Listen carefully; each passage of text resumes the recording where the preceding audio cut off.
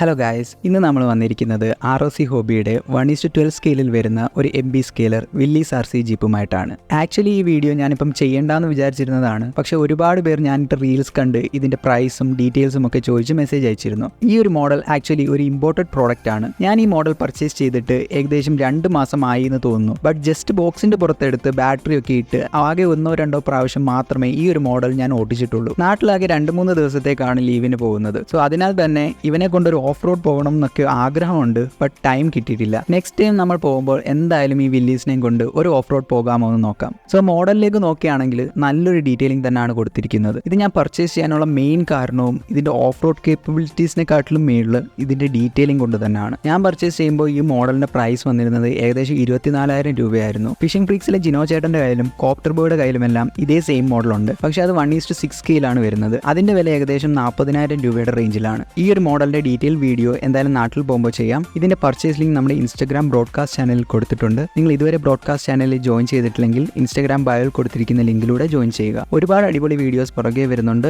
So അടുത്തൊരു വീഡിയോയിൽ കാണുന്നവരേക്കും by.